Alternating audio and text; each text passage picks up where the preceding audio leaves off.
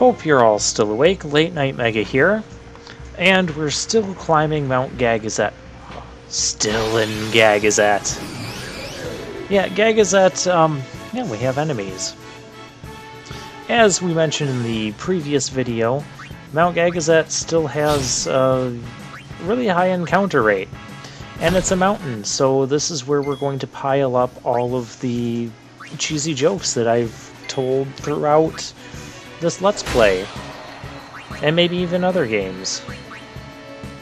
Because it's Mount Gagazet. And just like last time, we're still putting the gag in Gagazet. Oh, that was awful.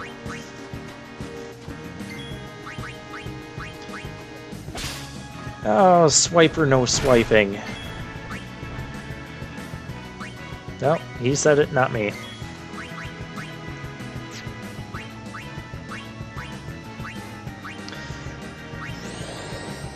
Yeah, we'll cure up Riku. She's done in this battle anyways. But it gives Yuna an action.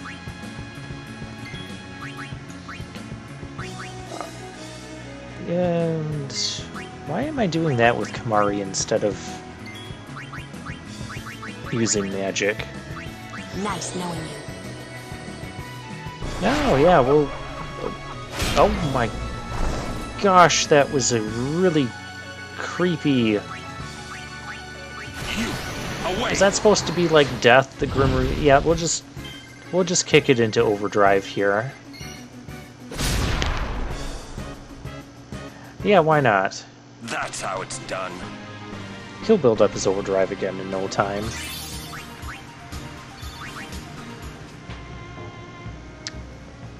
Alright. Encounter rate for this area is way too high. Although one thing I kind of appreciate is that the enemies are actually able to relatively damage us now, instead of us being able to come up with these strategies that we can, well, pull off almost every time. I mean, we can't always use Auron's overdrive to kill those things. But, oh, Shattered Dreams.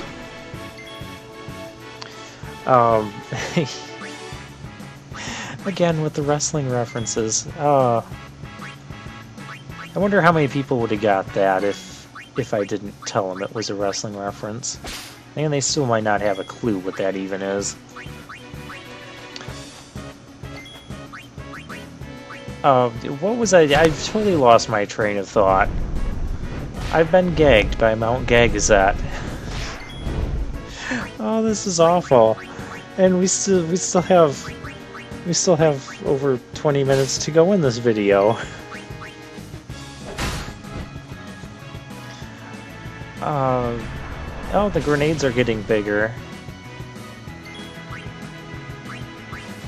You know, those grenades and bomb type enemies, they kind of remind me of pinatas. In a evil pinata sort of way. Not like the happy-go-lucky Viva Pinata sort of way.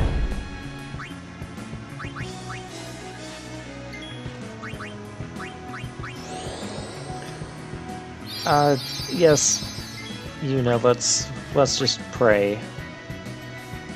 Pray that we make it through this video. By the way, Waka Waka Boom! It didn't kill him, so it doesn't have as much effect. Although if he self-destructed, that would put the boom in Waka Waka Boom. Enough. Fine, Auron, have it your way. No time to waste. Let's go. Oh, we have plenty of time to waste. Trust me. This isn't a timed event or anything. Look at this. You've seen how far I've actually made it along the map, and we're on 3 battles. This is why I did the off-camera walking between Wants and to where we started the video. And now we're 5 minutes in, and we're still... Well, that's not really heal us when you only use it on one person. And we're just back to where we started after taking the small detour to get the treasure. The defending bracer. What does that thing even do?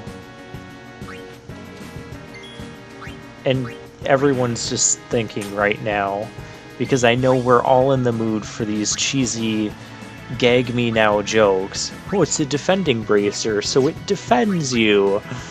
Of course it does. Just like the... What was it that I equipped to Wakka? There was the white arm guard. The white arm guard is white. You know?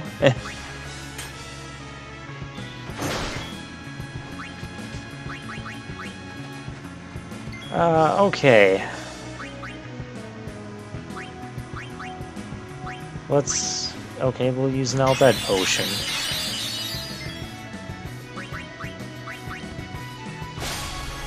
Yeah, well, he really went to pieces.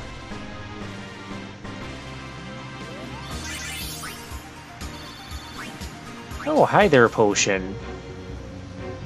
Yep, we still have to bring that back. Oh, we always have to bring that back. Okay, what other cheesy jokes do I need to tell on this mountain still that we haven't already? Let me ask... Well, let me ask my two dogs, Bevelle and Shoepuff. Yes, we couldn't not make that reference again.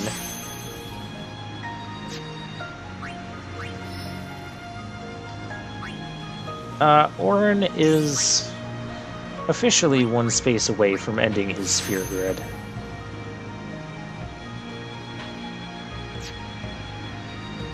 Yeah, so at this point, what I can start to do, 7 minutes into the video, is actually start some sort of serious discussion on strategy and dialogue here.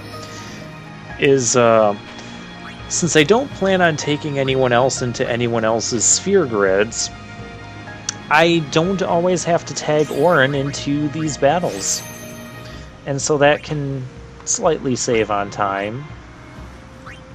I mean, looking at the battles and looking back at the battles and watching the battles, I thought that this whole tag system was going to take a whole mess of more time than what I really wanted to do. We're checking out Lulu's sphere grid. I should probably pay attention to this. Look at all these goodies down here. Double cast. Yeah, I'm trying to figure out where to go with Lulu next, because there's the path to the right, which will lead up and around, and then there's a path down here, which leads to double cast. Yeah, and there's this path up here, which leads to, well, the rest of this, a whole bunch of magic upgrades, and her flare spell. What I'm going to do, and I don't know if it's really going to be the best thing, but it's what I'm going to do. I'm going to carry her along to get flare first, and then I'm going to use one of my teleport spheres or return spheres or something. I've got something in there I can use to teleport Lulu on the sphere grid back to the path where we can take her down and get double cast, which will take some key spheres to use. Now Kimahri, on the other hand, when Kimahri gets through that area, I should maybe even say if Kimahri gets through that area. We're not doing these ambush fights, by the way. Nobody got time for that. And here I probably... Maybe I should use something stronger than basic cure. I mean, we used 12 on, but no. Because Cura wouldn't do quite as much as... Welcome to... Yeah, we're fine with just basic cures. Other things. Holy water. I thought I bought a bunch of holy waters earlier. We should have them. I thought for sure I bought them earlier. But we need holy waters. I don't know if we need that many, but we need them. For a boss battle coming up, not the next one. Although post-commentary me finds out that... Okay, let me start this over. Past gameplay me didn't think he was buying these holy waters for the next boss. Post-commentary me knows that... Well, knows otherwise now. because obviously this is post-commentary me. Okay, that works. Oh, fire gems. With those we can light up our lives. Yeah, that's what I got.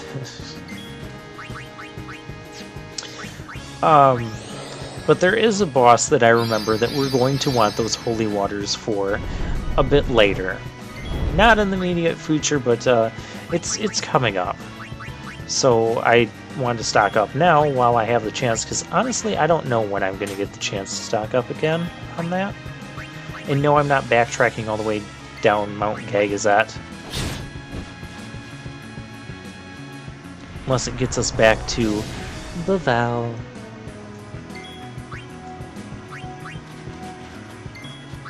Farewell.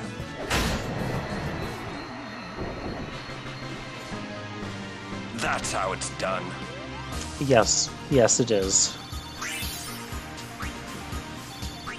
Although, just because I get to Auron, the end of Auron's Sphere Grid, doesn't necessarily mean I'm going to stop using him in battle. It's just I'm going to stop caring if I use him in battle or not. So in battles where I need strong physical attacks, because that's kind of what Auron does better than anyone else, I'm still going to tag in Auron. So things that have high HP, things like these grenades that have super high magic defense, even though they have a weakness, I'm still going to want to use Auron's physical attack on that.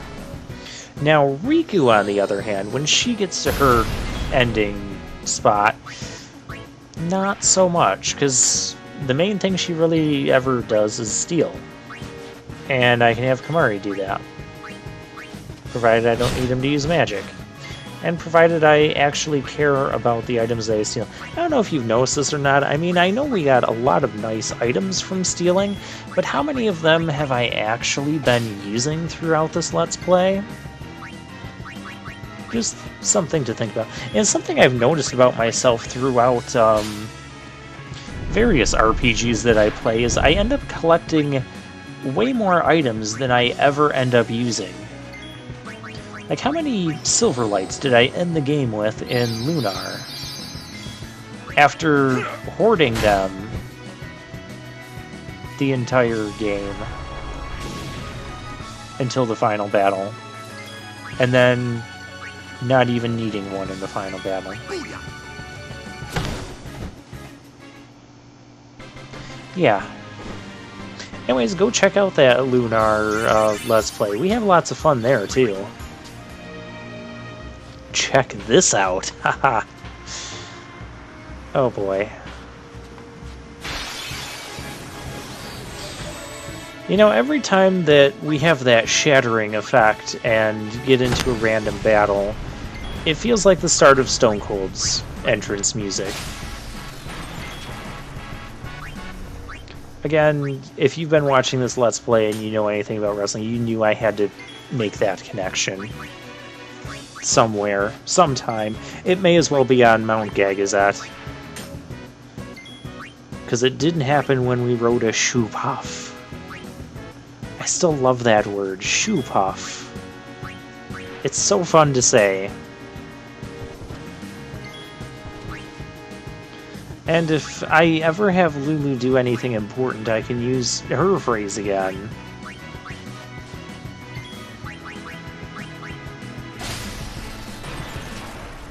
Yeah, he just fell to pieces.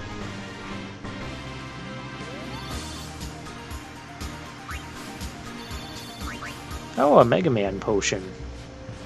Very nice. Okay, what's in these? HP Sphere. And a level 4 Key Sphere. Very nice treasures down here. Don't miss them. I won't miss these enemies, though. Soul Spring. What do I even do with those? They can customize abilities somewhere. Like I said, a lot of these fancy items, I feel like their real intended purpose was just for customization. Which, on one hand, kind of annoys me because it adds a lot of a lot of items to the game that you're trying to collect to get cool abilities on your stuff. And on the other hand, I kind of like it because it adds some degree of customization to your equipment. And it's not super in-depth customization that's like really difficult to figure out how to do it or anything. It's that's one thing that I think makes... Oh, that guy's psyched up now. So does that mean he copied all our stat changes? Someone's gonna get that reference. Customization, that's what I was talking about. Now Gagazet's got me thrown for so many loops here. You gotta do something with all of these random battles we get into. No time to waste. Let's go. I could comment on that, but I think I already did. Yeah, at this point, I'm starting to get... What's that, 8 steps? I'm starting to get sick of these random battles. Orin's overdrive gauge is charged again. Not that I'm going to use it here, because I'm going to leave. Leave and let live. If Tidus isn't going to say it, I might as well. And it looks like there's a...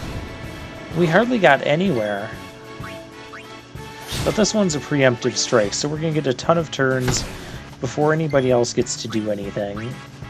I don't know why I'm taking those out, because it's the physical attackers I need to take out the grenades anyways. I should have saved one of those grats for Kimahri and Lulu, or should I say Lulu. She's not even on screen and I'm doing that. Come on, pass game Delaney. There we go.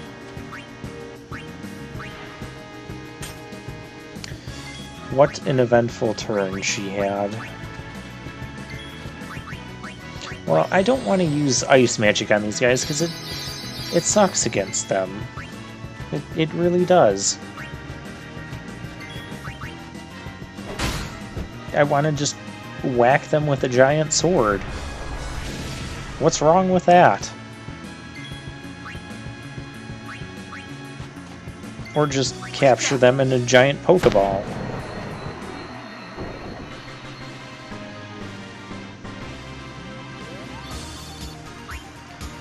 Oh wait, that one exploded. Oh, maybe it's because I've caught the maximum number of grenades that I can catch. So I can't catch anymore because it's full. And yeah, now they just explode. Works for me.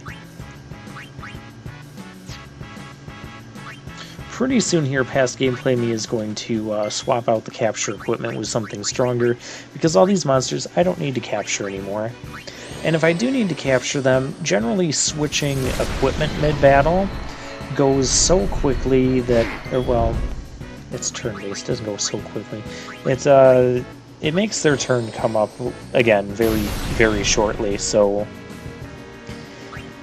there's almost no consequence to having to switch their weapon in battle, at least not for, well, especially not for Tidus and Wakka.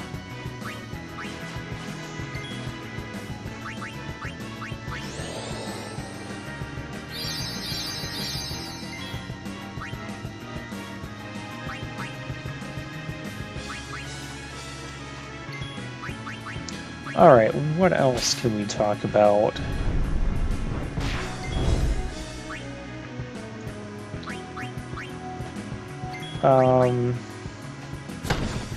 Only thing that's coming to mind right now is complaining about Auron's role in the plot.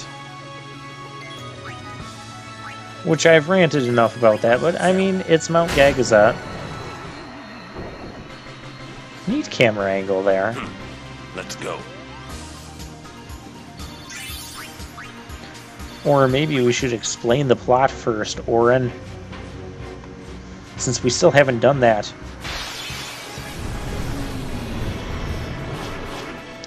Oh yeah, speaking of, well, okay, so I mentioned that. I at least mentioned that. I'm not going to rant on it again. At least not here. Because I have to rant on it again in the final review. You know it's true.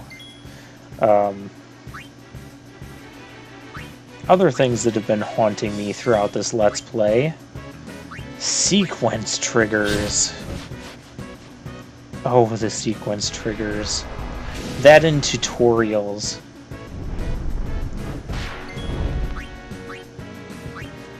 I wonder how many more tutorials we're going to get in this game.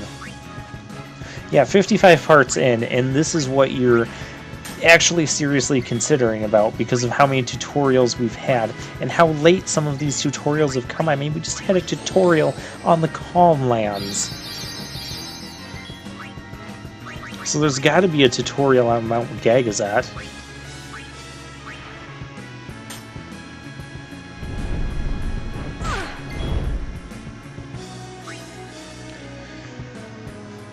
Or a tutorial can just be our final boss, or a sequence trigger can just be our final boss. Watch it end up being both. It will be. That's how it's done.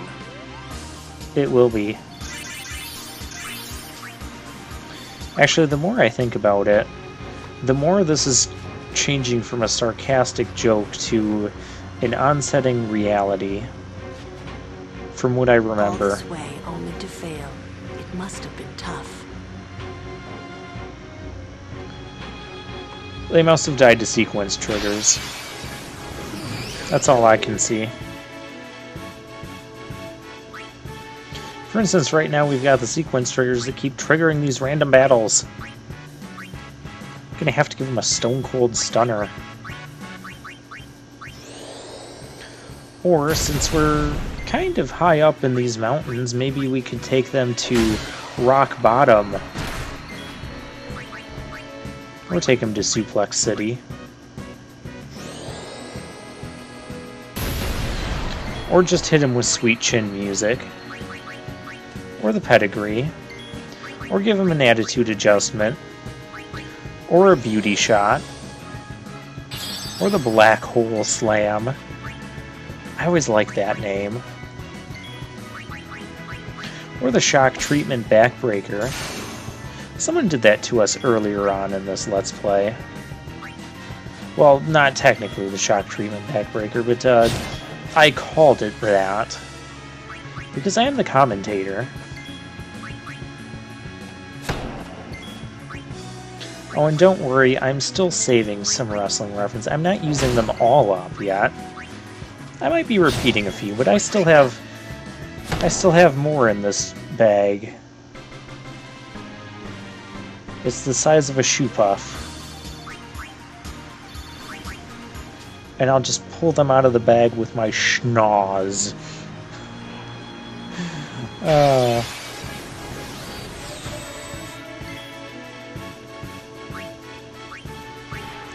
Machina.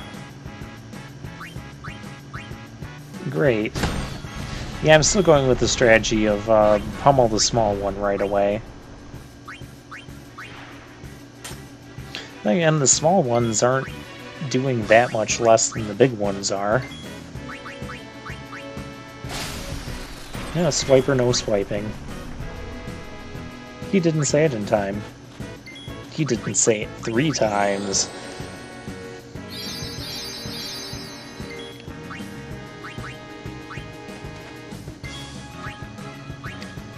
And a tag to Lulu. And we'll tag back into Kamari.